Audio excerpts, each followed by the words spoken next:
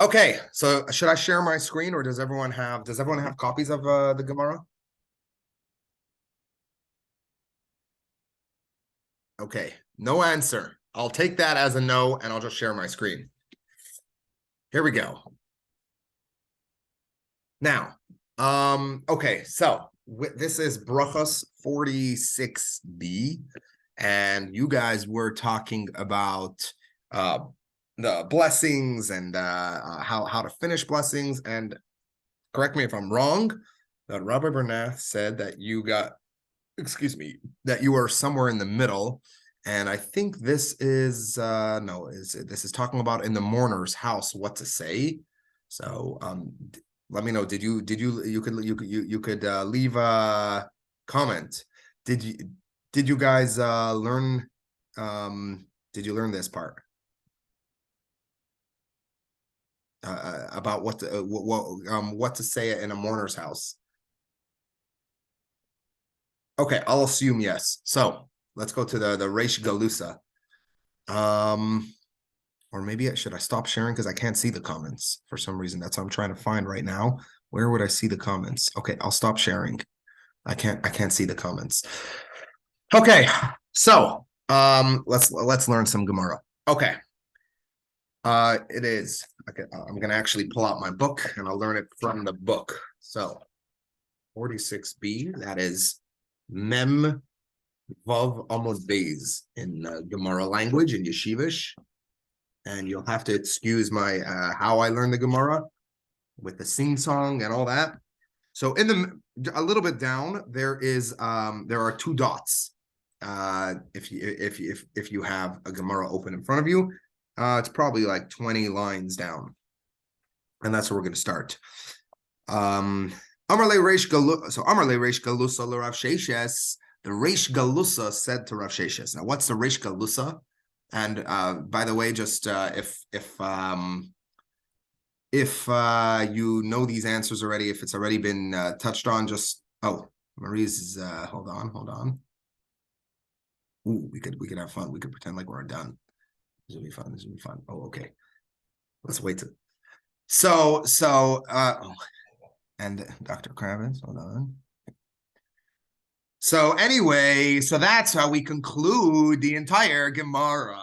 That's the end of the class. So now I'm so glad to have taught the whole Gemara of today. Thank you so much for participating.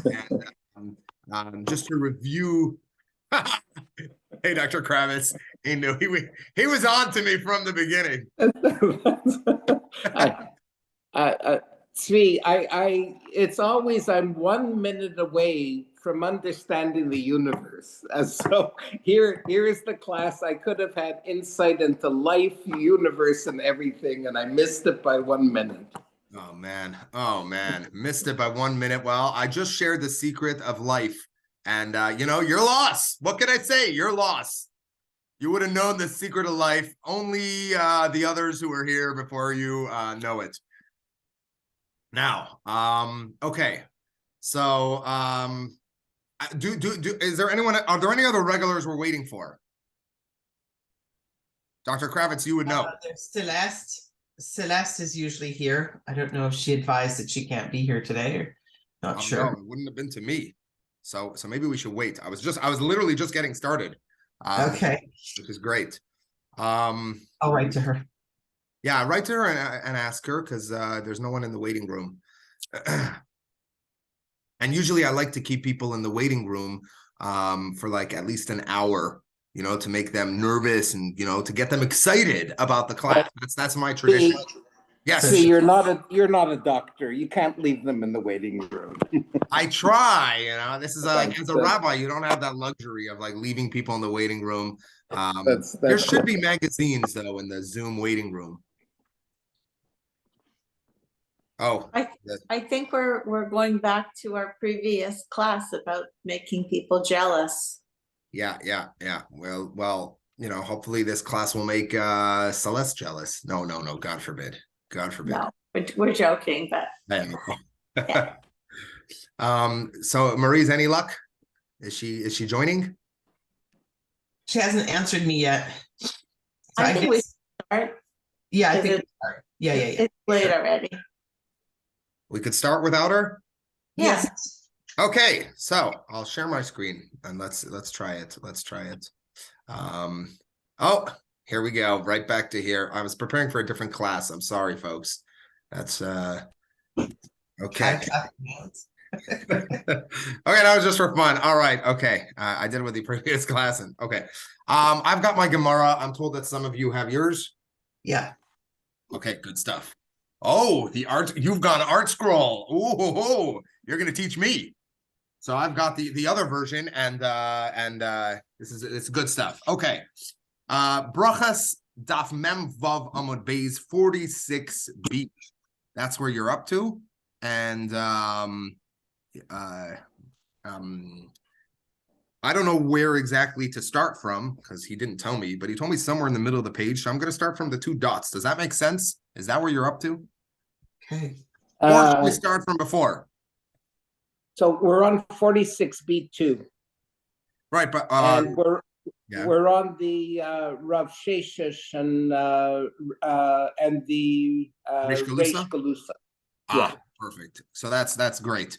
Okay. So okay. So let's learn some Gemara. Okay. Amar le Rav Sheshes le Reish Galusa. Amar le Reish Galusa le Rav Sheshes. The Reish Galusa said to Rav Sheshes, and if I say something that you know, just let me know in the comments, like in the chat. So the Reish Galusa was the political head of the Jewish community in Babylonia. The Jewish community in Babylonia, they established before the Sassanids. Who were before the Sassanids? I forget what they were, what they were called, but before the Sassanids, right after anyway, they established from King David. The Jews in Babylonia were very powerful. In fact, at a certain point, there was even a Jewish kingdom briefly for 5 years within Babylonia. This is a true story. Look it up. The Mar Zutra kingdom. And the Reish Galusa was kind of like the chief, the head Jew. And so sometimes they were religious, sometimes they weren't. Sometimes there were battles between the rabbis of the yeshiva who were very powerful as well. Because at this time, starting from the Gemara era, life got difficult in Israel, and around the world, Jews all turned to the yeshivas in Babylonia. Rav established the yeshiva in Sura, and gradually then there came Pumbedisa and Nahar, and then other Masa Mechasya and other locations. But it became the central area of the entire Jewish world, where people from as far as Spain to India to even China would send their questions to the rabbis. And this went all the way from the year something like 400 till the 1050s, where it was the center of the world. Now, or rather, it was the center of the world until the breakup of the Arab. Once there started being some like implosion within the massive Arab the caliphate. That's when through it's a historic stuff, but through a series of events, it ended up not being as powerful as it was before. But the Ottoman Empire came way later. This is a pre-Sassanid era. I forget what they were called. Anyway, the Reish Galusa. The point is, the Reish Galusa is the head Jew. He is the most powerful Jew politically, and he came from King David. And he turned to Rav Sheshes and he said to Rav Sheshes, just to have some fun, let's tell you a little bit about Rav Sheshes. Rav Sheshes, I'll just share one little fun fact about him. He was blind. So this is going to probably impact a lot of the fascinating discussion to come, because he was a very interesting character. Okay, so the Reish Galusa said to Rav Sheshes, Afal gav derabanan kashishe asain parsoi b'tzarchei seuda. Even though you rabbanon, you rabbis, right? Afal gav kashishe asun. Even though you're respected elderly rabbis, parsoi, that's the Persians. When it comes to tzarches uda, how would you explain it? Probably Art Scroll has better words, but I would say etiquette. More proficient in the dinner etiquette. Dinner etiquette. So yeah, at meals, when it comes to eating, I don't know if it's specifically dinner, because here it's Su'uda. Su'uda refers to any meal, right? So it could be breakfast. But at the etiquette at meals, the Persians are more bucky. They're more experts. They're I think it's that proficient, right? They're experts at the Sarkes Uda. At protocol. Yeah, exactly. They know exactly what to do. So here he gives examples. Remembering Rav Sheshes is blind, right? When there are two beds, that means that back in the day, and we know this from the Seder, right? During the Seder, we lean to the left. Two beds means when there were two beds, sometimes there were two beds, two people sitting next to each other, or they would lean along these couches sort of things. And actually, I remember learning that their legs, their feet were on the floor. It showed that on you see it on ancient some of the ancient jugs. Some of them have their feet up on the couch, but some of them have their feet on the floor. And I think Rashi says that here. Bisman shehin shtei mitos. I did some preparation. Let me see. Bisman shehin shtei mitos. Regilin. So I'll read the Rashi. Regilin hayu lechol behasiba. They used to eat all the time leaning. Behasiba outside hasmolis, leaning to their left. Mutav v'raglav la'aretz.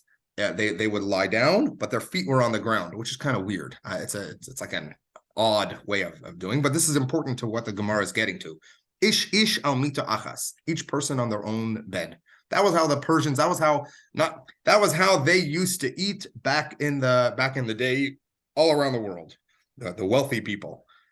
Okay, so when there are two mitos, when there are two beds, gadol mesev beroish.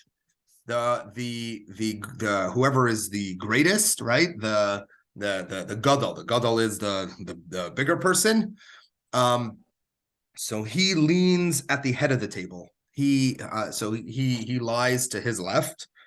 V'sheni loi l'mayla himenu, and the second one is above him. By above, that means to his right, right? So he's lying to his left, and the other guy, if it's me, I'm leaning to my left, and there's a guy lying at my feet. Well, my feet are down, but with the feet of my thing lying like that, right? So that's Lamaila. Sorry. Lamaila Himenu means at my head. So he's lying on my left, right? So I'm leaning to my left, and then his feet are kind of next to me, and his head is over there. And this is important as to what's coming up. Ubizman shehem shaloish. What about if there are three? What if there are three people and not two people? Then gadol masav be'emtza. Then the gadol, the greatest, is in the middle at the head of the table. Although back then there wasn't they didn't sit around tables like we do. It was very different. We have one table, right? And everyone just sits around that one table. What they used to do is each person had their own table that brought in by servants. So if we would gather, I would lean to my left. This was all around the world. This is like the Greeks did this, the Romans did this. I would be lying on my couch, right? You would be lying over there on your couch. He would be lying over there on his couch, and then the servants would come in and bring each of us our own little table with a lot of food. And that is why they call it the good old days. Okay. So the most important person, the gadol, would lie to his left in the middle. Sheni loy l'mayna himenu. The second person would be lying to his left. Shlishi loy l'mata himenu, and the third person would be lying to, his head would be where my feet would be. Okay, so that's what the Reish Galusa said to Rav Sheshes. Any questions so far? Any thoughts?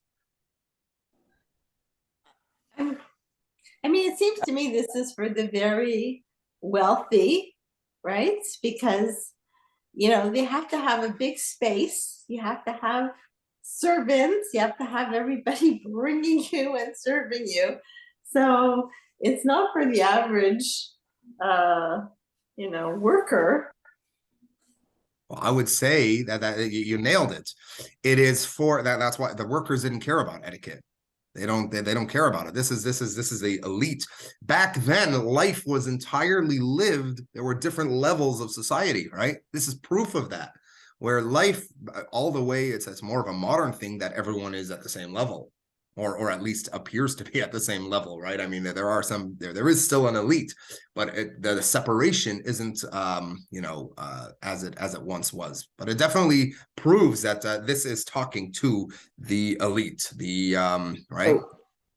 So Tzvi, I have a question about this whole bit in the Go ahead. Gemara, and the question is: all my life during Pesach, when we're singing answering the four questions, and the reclining, I think that's the third question, is we're reclining like kings. We've been freed from slavery and we're like kings. And everything in the Talmud so far is blue collar. It's like, what is the person in the field? What do you do for this and this? And this seems a little out of place because we're talking about a situation where we are in a kingly or upper class. It refers to the upper class, which the only time I'm aware of is Pesach, because we don't recline on Shabbos. So I'm just curious why this conversation, because there are implications that I'm not getting here. Well, it'll build up to it. It'll build up to it. It's going to get to somewhere. But you do make a point about that fourth question. The elite are not going to ask that question. On all other nights, we sometimes sit and sometimes lean, but tonight we only lean. The elite are going to say, on all other nights we lean, and tonight we lean too. So why is this night the same as all other nights? Exactly. Yeah. And the vegan elite, or I don't know what, they're going to say on all other nights we eat matzah, and tonight we're also eating matzah. Anyway, whatever. I'm not going to go. But by the way, I'm sorry, guys. I've just noticed this. It's totally irrelevant. In the art scroll, when they write halacha in big letters, Tzvi, you're the only one I know that talks about halacha. That's true. Okay, so back to the Gemara. So Amar Lei, Rav Sheshes responded, and again, think about how awesome that this is. That Rav Sheshes, who is blind, is giving commentary on how we do it. Right?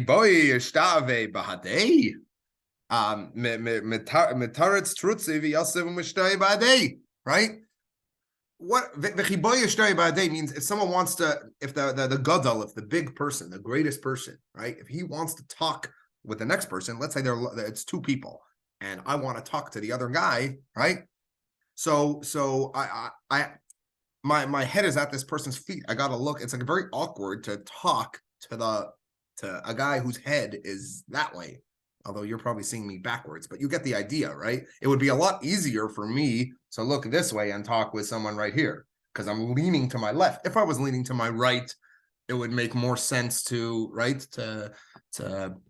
this reminds me of Bill Durnan. Bill Durnan was a goalie for the Canadians, and he's the only ambidextrous goalie in NHL history. And what was his advantage? That if a shooter is coming in, if you're coming in to shoot on a goalie, so the goalie wants to have his glove on one side of the net to catch it, right? And the stick closer to the shooter to be able to poke it away. So if the shot's coming from this side, he would put it in this hand and hold his glove there, and then he passes to that side, and the goalie would go like that. So it's kind of in a way, it's always easier to find to look in a certain way. This would be somewhat similar where it doesn't make sense. Rav Sheshes is saying, why would you sit a guy in a place that it's inconvenient for? If you have two people, you'd put the second person in the most inconvenient spot. You understand? By the way, there had to be an open space for the servants to come and serve and bring the tables. So there was no, nowadays you would say just sit opposite each other, just lie opposite each other. But there was, the servants would be entering. So sometimes you'd have a meal of like 50 people and everyone leaning on their couches, but you needed that middle space open. So the head, the main person would be, the greatest would be lying at the head of this non-table, and all the others would be lying, along the sides, and the servants would enter and, just hand out all the tables. Okay. Does everyone understand that? Does everyone understand the question? I'm going to assume yes. Yes. Okay. Yes. So Amarlei, he responded to him, Shiny Parsoi, the Persians are different. Why? The Mechvelei b'machig. They use sign language. If you ever see me standing up there by the Torah, I use sign language to notify the Torah reader what tunes to make. But the Persians had some kind of sign language that they would talk. They would speak. They were Italians. They spoke with their hands. So anyway, which by the way, it was probably first of all, it tells us a little bit about Persian culture, which is interesting. You should show this to those Persian historians. But at the same time, I still find it inconvenient, right? It's a very weird idea to talk with your hands. Just talk, Okay. Mayim Rishonim. What about Mayim Rishonim? Mayim Rishonim is when you wash your hands before the meal. Now, this is not referring to the Jewish washing the hands before the meal, where we do it before eating bread, right? Or at the beginning of a meal on Shabbos or Yom Tov. This is talking about the Persian washing their hands before a meal, which was not, in other words, it's not religious. It was for cleaning the hands or for fancy as part of the I don't know, the elite. So you'd have servants come and wash your hands, right? They'd bring water. They didn't have sinks back in the day. But they would wash their hands to get rid of the dirt or whatever it is. What did I see? I just saw yesterday that there's this whole thing. By the way, someone's audio is on and you could hear something. I don't know what in the background, but whatever.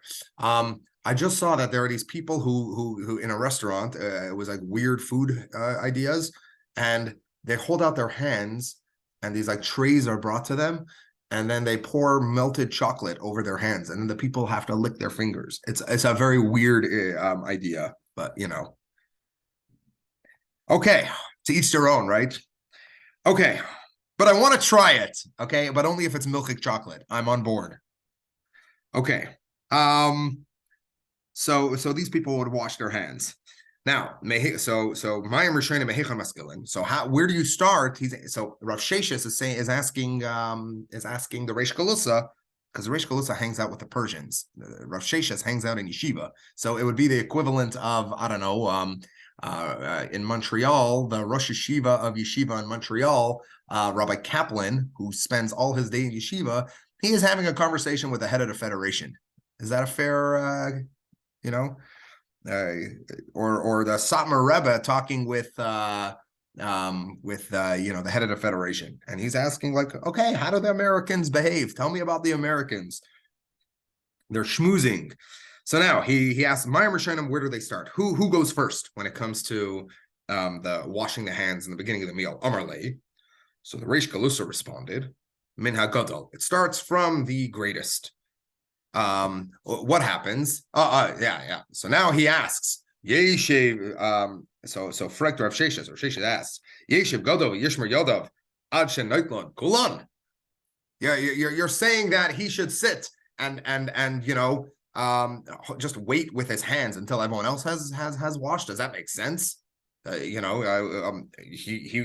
Maybe he should be last, to be ready to eat. Amar Lei. So the Reish Galusa answered, "Alter maisu taco kame." Taco is one of those, is a table, which by the way comes from Greek. The Greek word for table, which somehow got into ancient Aramaic. That's a total side point.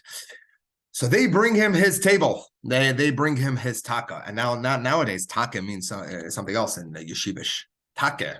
You're talking right. You're really right. Okay. Anyway, so what would happen was because of the private tables, right? So they would immediately he washes his hands, and while whoever else is washing, let's say there's 30 people, the greatest among them, the president of the shul is the first person to wash his hands, and while the vice president, the treasurer, and the all the lowly people are washing their hands, they bring him his table of food and he starts eating. So that's how that works. Where am I up to? Mayim Achronim. What about Mayim Achronim? Again, not religious. From a religious perspective, we do Mayim Achronim before benching. Mayim Achronim is the final waters, I guess, the waters at the end, the washing that they did at the end of the meal. Mehechon Maskilin. So Rav Sheshes is asking, where do they start among the Persians? Amarlei, the Reish Galusa said, Min HaKatan. The least important person is the one who washes his hands at the end of the meal first. Correct, Rav Sheshes. Rav Sheshes asked, by the way, is it okay that I'm singing this like in the way we learned in yeshiva? Hope so. Okay.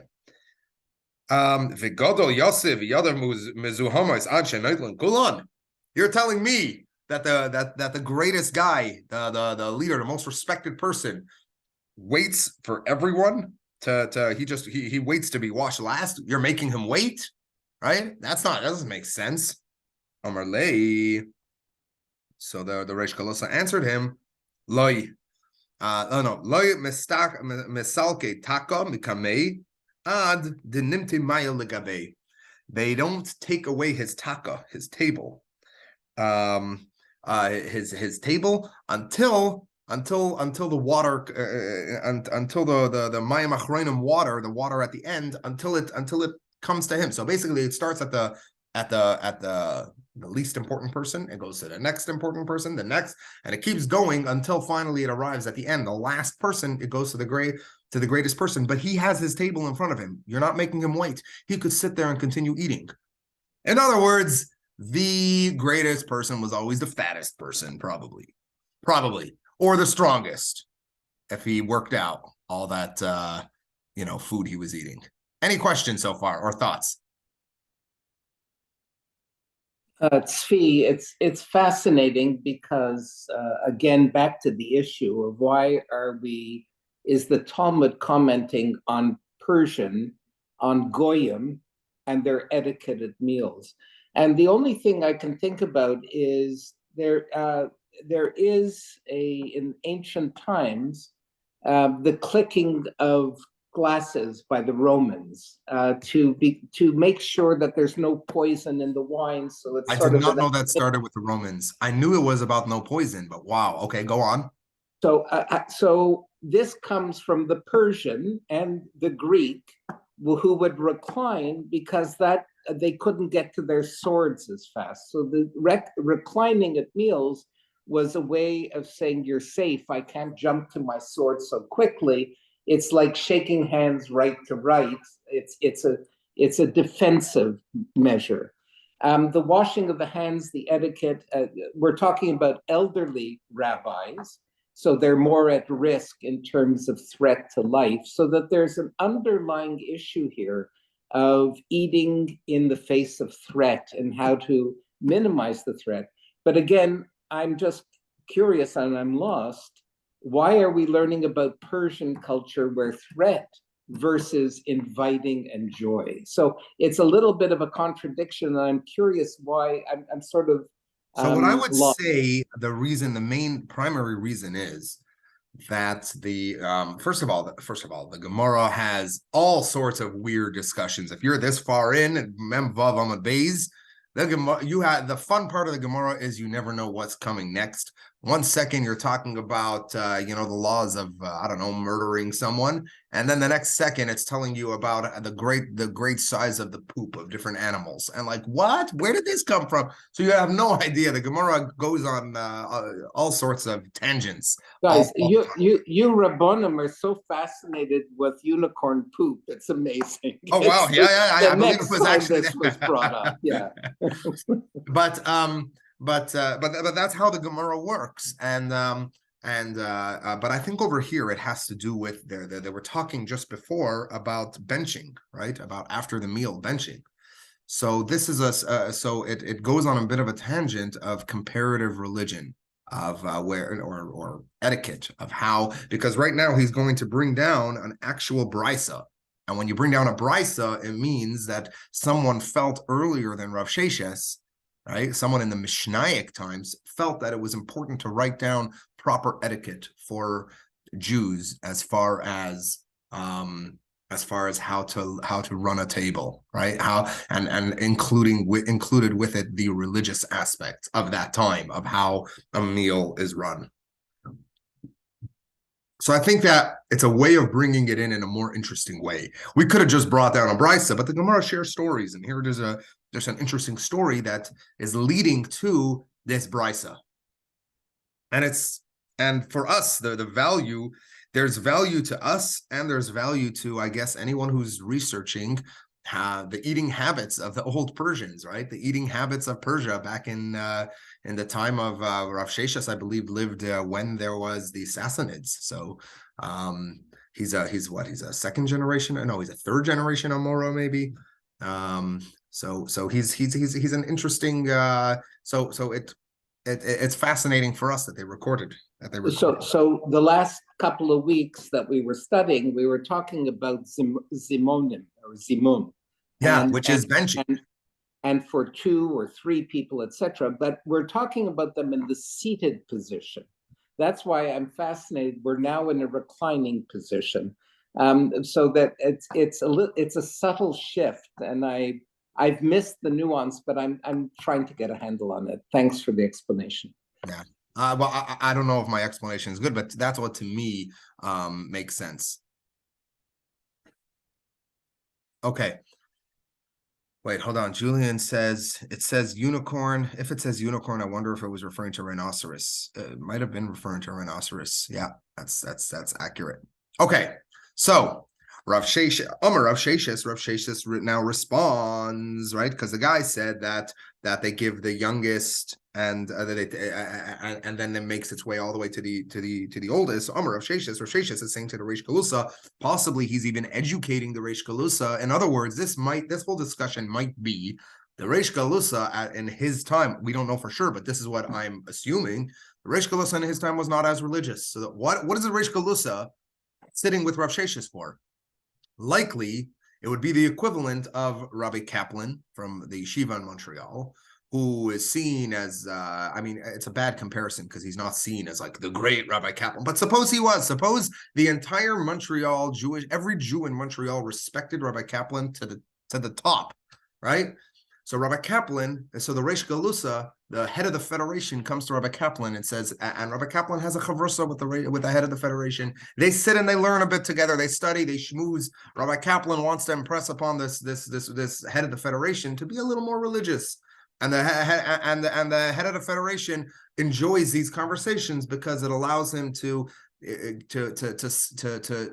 community sees the community was a very religious community in Babylonia. That's clear. Very superstitious also, but that's also clear. But from the archaeology and stuff, but he would want to sit with Rabbi Kaplan to show so that this religious community supports the Reish Galusa, right? I mentioned that there was a Reish Galusa who started his own kingdom. Mar Zutra actually had 5 years of a Jewish kingdom. So, you know, that's the kind of power you're talking about. The head of the federation, if the head of the federation knows that that the whole community is supporting him, for him, it's great to sit with Rabbi Kaplan if he will know that, you know, it's kind of like Netanyahu will go meet with with some of the big rabbis in Israel. Not only Netanyahu, even people from the secular parties who are anti-religion will likely go sit with, go meet with Rabbi Eliyahu and Rabbi Lau, you know, and they'll take pictures together. And what's their reason for doing that? It's politically. So each one benefits. So likely over here, Rav Sheshes is they're having a schmooze because this is what I'm thinking now. I hope this is answering your question. Likely Rav Sheshes is sitting with the Reish Galusa as a chavrusa. The Reish Galusa comes to yeshiva, or maybe Rav Sheshes goes to his location. Rav Sheshes was in Neharda, so it's not close to the capital, but maybe he lived in Neharda, who knows? Maybe they met once a month. And Rav Sheshes is doing this, is having this discussion because he wants to teach him how a Jew conducts himself at a meal. Because, or maybe another reason could be that sometimes the Reish Galusa hosts Jews in his sometimes Rav Sheshes himself might need to go to the capital for some political purpose, for the yeshiva, whatever it is. Is that making sense? Unfortunately, yes. When you talk about Netanyahu and politics, I say it very unfortunately, but it's making sense. It is. And imagine Netanyahu or whoever it is, it doesn't matter, Ben Gvir or whoever it is, it could be the far left who hate religion, shows up at, I don't know, Rabbi Lau's house, and Rav Lau says, you know what, you have some time, come sit down, let's talk together about something, you have all these meals, let's talk together about how I have ulterior motive that I want to teach you how to bench. I want to teach you how a Jew washes his hands at the end of the meal. So I got, when you do at home, when you do your Shabbos, you'll do it properly. That's sort of what I'm getting the sense this is about. Okay. So Amar Rav Sheshes, Anomas Nisa Yadaina. We have learned a little differently. We have taught, it has been taught with us a little differently. The Tanya, because it has been taught in a brisa. A brisa, you know what brisas are, right? They're what didn't make it into the Mishnah is basically brisas, although there are different groupings of brisas, but basically they found the Mishnah was compiled, and then there were tons of other scrolls that didn't make it into the Mishnah that are lying around in the being passed around, and in the yeshiva library there are tons of different scrolls that they have, and so there are people who study these brisas. So he pulls out a brisa, he pulls out a scroll, and he says, "Let me show you this brisa. This that was written 300 years ago, right? In the time of the Mishnah, it was written." Not 300, maybe 200 years earlier. So it would be the equivalent of, again, looking at something that was written by, here, come look at what the Alter Rebbe wrote on this, or the Mittel Rebbe, something like, there's prestige to what is being said. And this was discussed earlier than us. Keitzad Seder Hasiba. What is the order of sitting? How should when Jews are gathered? So Bizman Shehein Shtei Mitais, when there are two beds, when there are two couches, two people. Godom Mesev Beroish V'Sheni Lo Lamata Himenu. The head lies at the head, right at the front, and then to his right is where, at his feet is where the second person lies, and it makes sense because I just need to lean my head a little bit more that way to talk to him, right? The other guy is put in the uncomfortable position, not me. So that's the Jewish way. It's so cool that Rav Sheshes knows this, considering he's blind. How cool is that? The fact that of all the rabbis that are having this discussion, it's Rav Sheshes, a blind guy who doesn't see he doesn't see for himself where the seating is. Isn't that wild? I find it wild. Anyway, Bisman shehin shalosh mitais, when there are three, Gadol Mesev Beroish. The greatest guy, let's call him Ruvain. Ruvain sits at the head. Sheni, who would be Shimon, right? The second greatest guy, the vice president. Sheni loyla maila himenu. The second one lies to his to his left. Why? Because, we'll get to why. Shlishi loyla mata himenu, and the third one lies below him. And Rashi went into why. Sheni loyla mata himenu. The imbal saper mispar im hashlishi live im hashlishi lay imbal saper im hasheni lay toivu she is goif al yashbal hasheni lay lifnei kotem menu. Okay, so I'll just say it in English. Basically, the idea is that it's if he needs to reposition himself, right? It's better that he repositions himself when talking to Shimon than when talking to Levi with the vice president. The president, imagine the president has to reposition himself to talk to some schmo while the vice president is right there. It's disrespectful to the vice president, right? The vice president, he's showing more honor to the second in command, right? This is etiquette. So rather throw the second in command to his left and And then when he wants to talk to the second in command, he repositions himself. He on his couch, he sits up or whatever it is, and the third in command or whoever the next person is, Levi, looks and says, "Wow, Shimon is so honored that this king, has to reposition himself to talk to him." That's the idea. Tzvi, Yeah. I'm just looking at the medical aspect of this. So they were saying that the person who washes their hands first for Mayim Acharonim is the one who's going to say the Birkat Hamazon. He needs the 4 people to prepare himself to start the Birkat Hamazon. That's why it's appropriate for the person reciting to start with the washing of the last hands, the last wash. Yeah. I'm looking at the whole thing medically, in terms of eating, reclining, in terms of blindness and whatnot. So one of the things that I just want to share is that the blind person actually has a much stronger sense of smell, a sense of hearing, and a sense of so let's just deal with the smell and hearing. That the positioning is important because you don't want the feet in your face. He's aware of the different smells that come. So it's not a visual, but there's other sensations that determine the proper etiquette that makes it comfortable for everybody. In terms of speaking, there's sound distribution and whatnot. The other thing is when you wash your hands at the beginning, you don't know what bacteria and because it's a shared bowl that you pass around to wash. And so you protect that's a really good call. Oh, well said. You protect your general, you protect your smartest, the person who gives the community the most connection to Hashem. You protect them by having them do it first and go down the line. Okay, but what about the Mayim Achronim? What about at the end? At the end of the meal, you spent time talking, you spent time eating. You know, sick people aren't going to survive. The sickness will come through in the meal. You'll know that if that's there. And at that point, if no one is thrown up, you're much less likely to pass on the germs because your hands were washed at the beginning, because you've tested it with eating, that it's safe enough to go from the bottom up for the acharonim. That makes a lot of sense. That makes a lot of sense. It's also, you should write a commentary on the Gemara. Amen. Okay. I mean it. I'm not joking. When you have a thought like that, sit down and write it up. I mean it. That's a really very cool way. I mean, we know that.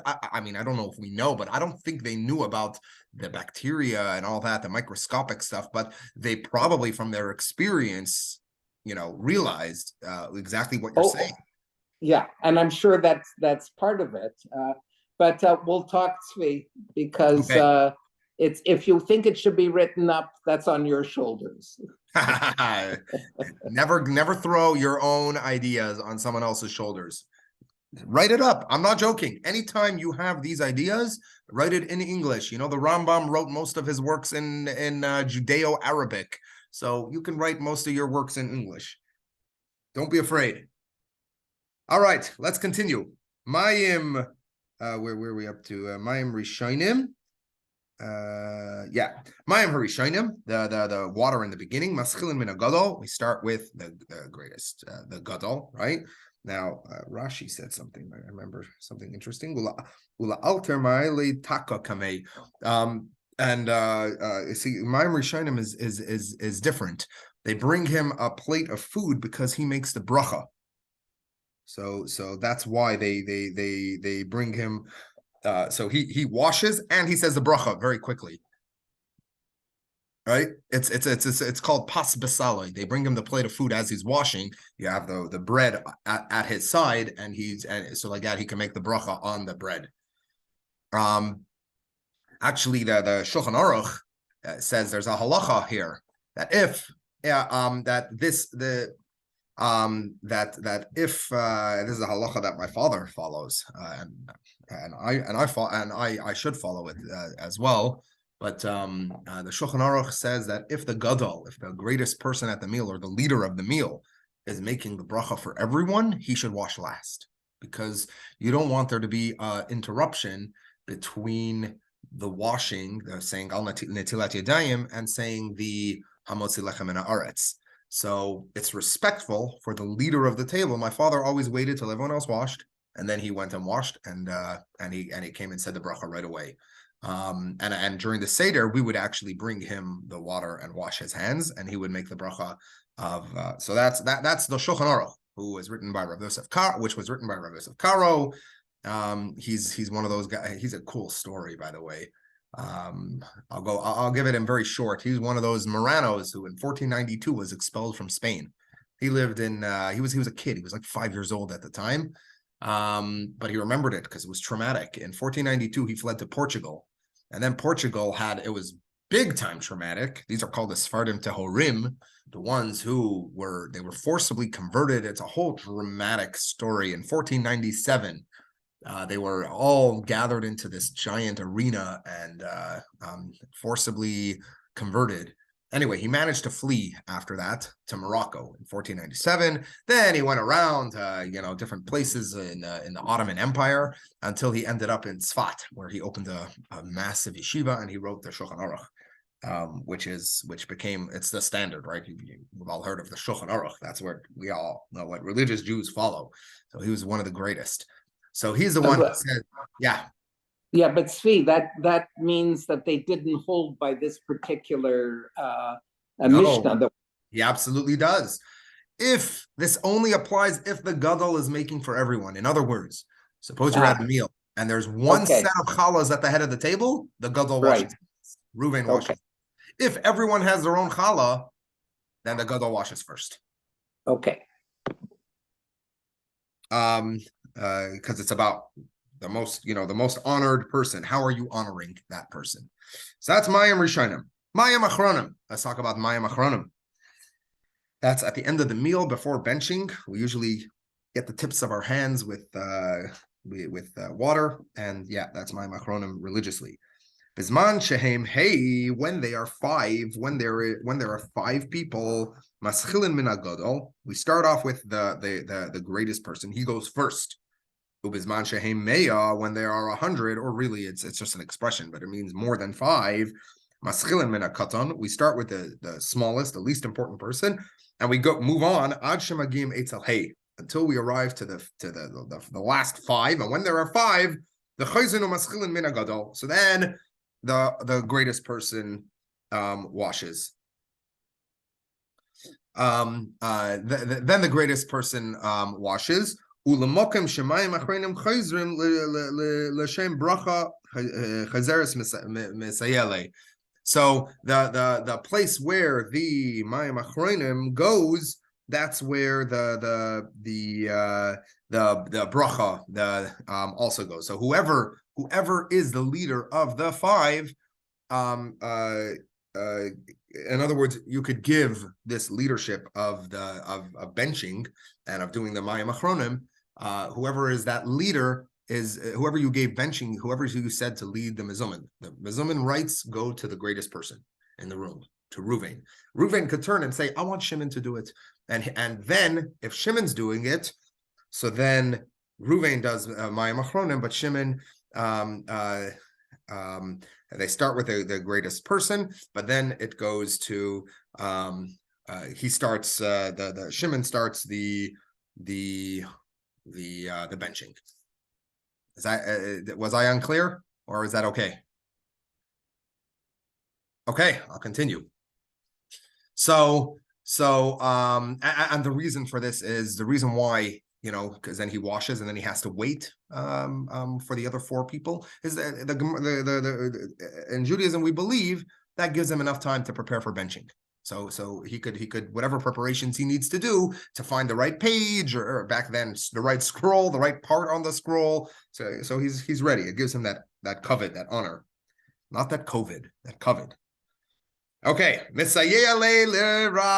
Rav. This is a proof on what Rav said. This supports Rav's position. Rav is Abba Aricha. I mentioned Rav. He is the founder of yeshivas. I think I mentioned Rav. He is the one who founded the yeshivas. He lived around the 200s, so he's in the the early era of the of the Gemara, right? The first generation of Amoraim after the Mishnayos was finally closed and and set. This is a Mishnah, no additions to it. That's when the next generation. He literally studied under Rebbe. So Rebbe was the one. Rebbe was Rabbi Yehuda Hanasi, Rabbi Judah the prince, not a real prince, but that's how great he was. And he was just known as Rebbe. He's the great people are known as the Rebbe, right? The Rav, that's Rav Soloveitchik.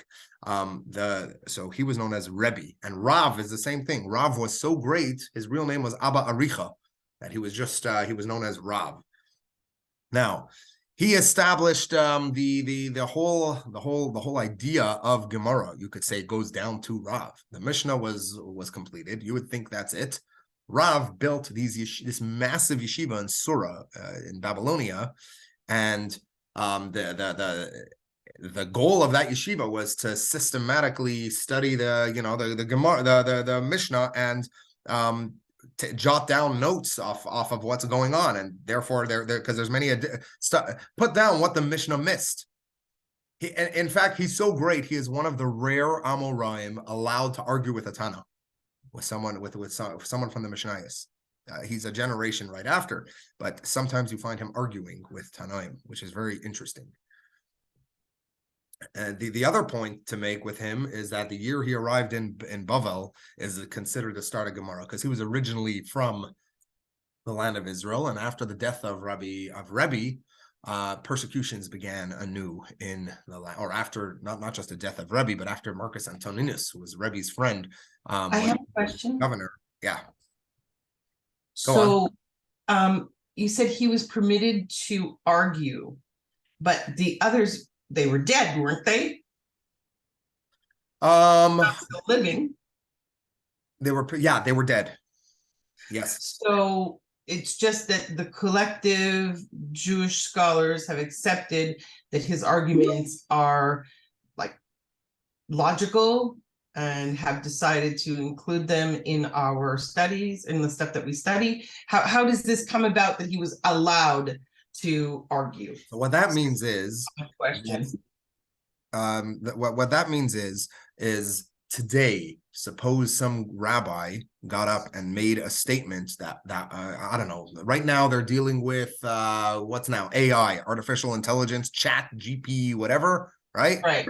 Dr. Kravitz sent me some awesome stuff from there, but there are halachic implications related to that chat GP, whatever it is. I don't know. I suppose you have voice to, I'm just making this up right now. Suppose I have set that voice to chat, voice to thing, and on Shabbos, I say, hey, I wonder what would be the halacha if I made this coffee, or whatever it is, and then chat GP wrote an answer, right? So there are halachic implications. So now suppose that whatever it is, there's the greatest rabbi or some of the greatest rabbis of today made a decision, and a unanimous decision, more or less, that this is allowed or this is not allowed. Now, the next generation, these rabbis, for the most part, are dead, and there's a new generation of rabbis, and one of them gets up and says, actually, those rabbis were wrong.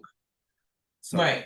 Everyone, you've got to support your position from before these rabbis. You got to find some support to it.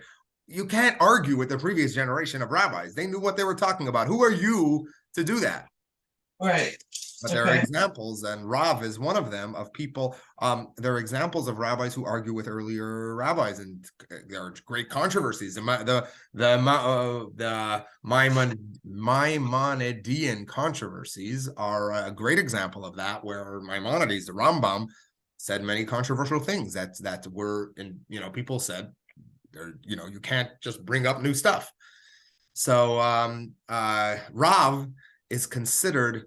What's interesting about Rav is that there are different there are different groupings of rabbis throughout history. So we are now in what's called the Achronim, the later generation of rabbis. Prior to the Achronim were the Rishonim. That era starts around 950, I would say, and ends around the 1350s.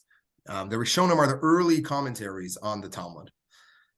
Prior to the Rishonim is the Gaonim, the Gaonic era, where it was all centered around Babylonia, and all questions were asked to the Babylonians, and there were these rabbis who were like the popes. They decide everything, and everyone. Prior to the Gaonim, this is the smallest area where they were called what are they called? The name slips me, but they were the ones who closed the Gemara. It's maybe 100 years. Prior to that were the Amoraim. Rav was from the Amoraim. And prior to the Amoraim goes from about 200 to 600, 500, something like that, 600 maybe. Prior to that are the Tanaim. Now, you never have an Achron arguing with a Rishon, or a Rishon arguing with a Gaon. It's not allowed. But Rav is an Amora arguing with a Tana. That's the privilege he has. He's at the beginning, the start of a new generation of rabbis who structure everything completely differently and discuss things differently, and not the way it was above, because the previous generation has closed this thing called the Mishnah.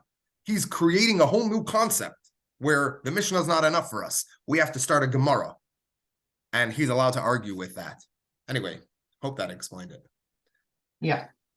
Okay, so that's Rav. It gives you an idea who he was. He was a very tall guy. He was actually to get permission for the yeshiva. Before the Sassanids were the Parthians. There you go. He was a friend of the last Parthian king, and he lived in the time when the Sassanids took over. Okay, so Rav and Rav Chia, hold on. All right, okay. Rav and Rav Chia. Rav Chia is another guy. I hope it's okay that I go through a bit of their biographies, because it adds, it adds flavor. For example, knowing that Rav Sheshes was blind, it just added flavor to that. So Rav Chia, he lived. He actually lived like around the year 200, and he was Rav's uncle. He's famous for writing the Tosefta. Tosefta, it means additions, and it was the addition on the Mishnah. What was missed out from the Mishnah? What was that? Sorry, did someone say something? Oh, I see the chat. I am missing out on this great chat. Let me jump to the chat for a second. Let's see what I'm missing out. Julian, you have a theory that demons are kind of spiritual consciousness of bacteria, because many things said about one are also said about the other. Interesting. Never heard that before, but it makes sense. Many things described about demons seem to also describe or also apply to bacteria. All right. You heard that the smicha rabbinical ordination tradition was interrupted. That is correct. The one today is nothing like the original. That is correct. In fact, they tried to reinstitute the original smicha. There is a whole, what was his name? Rabbi Beirav. I mentioned Rabbi Yosef Karo, who lived in Sfat. In his time, they wanted to reinstitute the original smicha, which dated back to Moshe Rabbeinu, and it was almost successful. Now the smicha is nothing like it. Originally, it involved putting your hands on the student, and a whole I don't know, a whole bunch of statements that were said, and this, that. But now it's nothing like that. That's a good point. Okay, which of these Amoraim Rishonim corresponds to when the original standard of ordination was interrupted? So in the era of the Amoraim, you know what? When was it interrupted? Is a good question. I'm not sure. I'd have to research that. I can't tell you off the top of my head. My gut tells me, without looking, that it would be interrupted at the time of the Gaonim, or maybe after the Gaonim, when there were great upheavals. So it was either the destruction of the second temple, but I think that it continued. Or the destruction of when the Arabic Empire crumbled. Those are when there were great upheavals. Okay. Anyway, back to Rav Chia. So Rav Chia, oh, there's so much to say about him. Oh man. Okay. He was a Babylonian who traveled to Israel, studied under Rebbe, and he's very famous. His wife, you ever heard of Yalta? Anyway, that was his wife. She was a character. She asked him if the mitzvah, well, she gave him 4 kids, but then she asked him if the mitzvah of having children extends to women also. And when he said no, so she took these kind of drugs that made herself not able to have children. He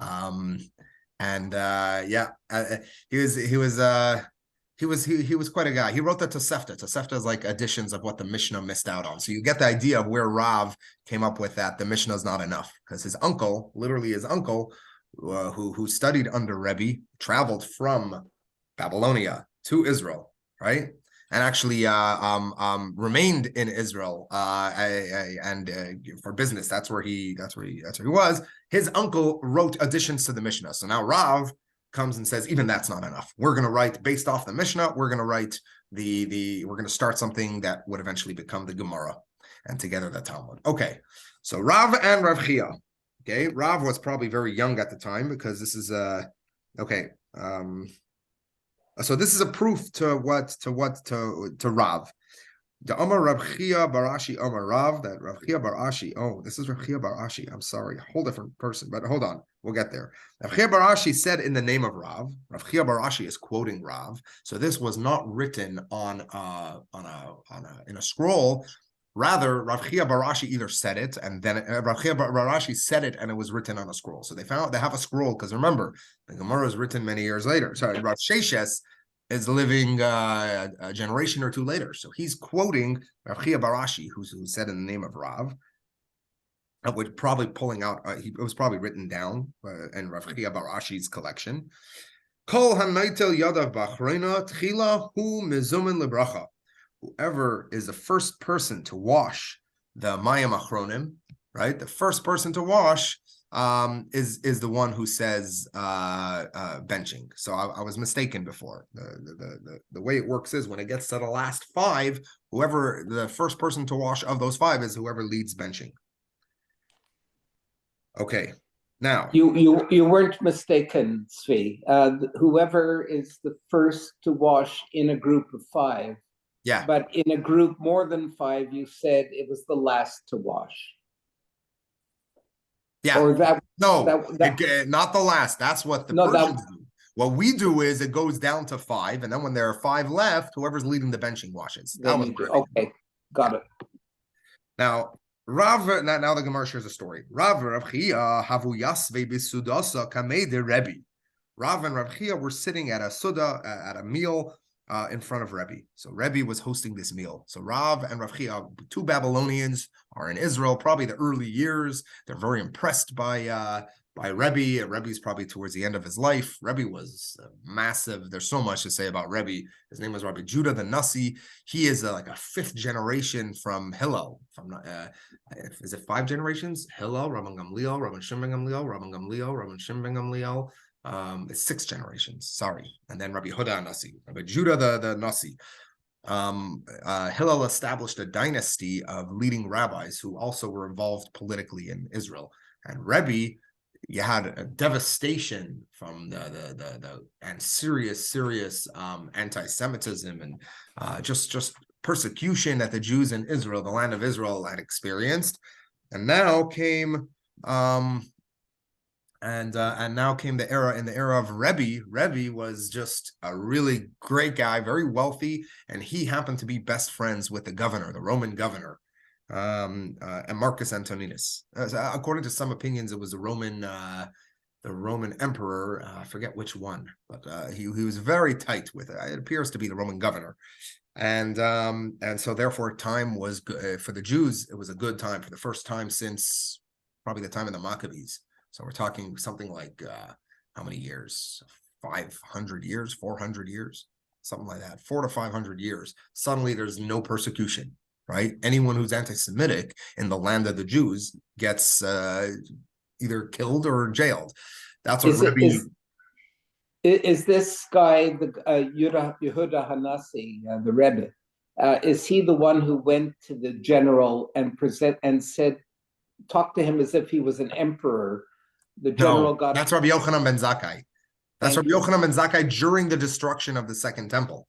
Rabbi Yochanan ben Zakkai went to Vespasian, who was the general attacking the Beis HaMikdash, the Holy Temple.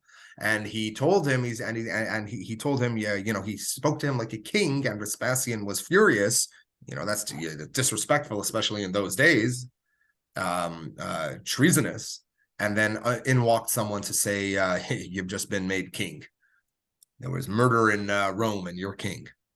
And then Vespasian's son Titus took over and destroyed the Beis HaMikdash. But Rabbi Yochanan, one of his requests was, this is interesting you mention it, because this is happening in the year 70, and the Mishnah was finished around the year 200, let's say, around the year 170, 180, something like that, or 190. And Rabbi Yochanan says, I have 3 requests. One of them is spare Rabban Gamliel's family, so that Hillel's dynasty could continue. And that's Rebbe's grandfather, who was spared thanks to Rabbi Yochanan ben Zakkai. So Rebbe is the one who compiled the Mishnah. There were all these Mishnaic activities that were happening from the time of Hillel, because and we know this if you read the letter of Rav Shura Gaon, which is a must read. It's amazing. Good questions are asked of him, and he clarifies exactly what happened, how the Mishnah was formulated. But basically, Rebbe lived in a wealthy time, and where there was no persecution, because the governor was his buddy, and so he was wealthy, and he paid for people to make copies. He paid for in his yeshiva for people for rabbis to gather all the laws and write everything down as much as possible. And then at a certain point, he said, "Okay, enough. This is the Mishnah. We're making the Mishnah. We are writing down the oral Torah. All the traditions that have come down are being written down because there's too much upheavals, and we're gonna forget them." This is also the early reasons are people were purposely, this is the early years of Christianity. This is the years of Hellenism just before, where that's why Hillel starts writing things down. But mainly, I would say mainly Christianity caused these changes. The rise of Christianity in the era before Hillel, because we believe he lived in the time of Rabbi Yoshua ben Psachia. Anyway, that's a whole nother discussion. Okay, let's get back to here. Sorry, I have to go. We normally finish at 11. And oh man, so we could stop here, and you guys could and we could continue next week with the story of them sitting in front of Rebbe. All right. Ilana, Shabbat Shalom, Ilana. Shabbat Shalom. Thank so you. We'll stop here. Rabbi, could you Yes. also, Zvi, could you send me a copy of the recording for today, please? Absolutely. Thank you. Thank you. It's Tzvi. We stopped. The session's over. It's just the next incident and causes. I think you would find the humor. The next incident is between Rav and Rab Yechia, where the Rebbe tells to Rav, "Go wash," and he feels it's a criticism, and Rav Chia says, "No. He's saying, gentlemen, go wash. You're reciting the Birchad Hamazon." Yeah. But if you look at the brisa that follows, I think this is the first example of damning someone by praise. So no, he's saying go for Birchad Hamazon, and then the subsequent brisa says we do not accord honor to invite a greater person to go in front of us. So I think that's a wonderful damning by praise. Exactly. Yeah. Anyway, Tzvi, a Shabbat Shalom, and thank you for today, and look forward to next week. All right, take care. By the way, we started a Chavrusa night at Chabad, When? if you're interested. Tuesday nights at 8 to 10 at Chabad NDG. That's very interesting. And so what topics, or just anything? So I print out 2 topics, and then there are 2 other topics, and people pair up for chavrosas. This week, it was the first week we had 8 people there, and it was really nice actually. There's some food on the side, there's some beer, to make it more exciting. And can you send me the topic for next week? Topics, well, it's I printed out some Gemara from Bava Metzia, the beginning of the I printed out halacha related to taking out and giving loans. And then there's Chumash, just starting from the beginning, if anyone's interested. And finally, there's Tanya, which I was, we were going to start from the beginning, but someone wanted to start for somewhere in the middle. So, but the plan is to do Tanya from the beginning. Let's see, a wonderful enterprise. Let it grow strong and be a foundation. It's a great idea. Amen. All right. Shabbat shalom, everyone. Shabbat shalom. All right. Take care. Bye-bye.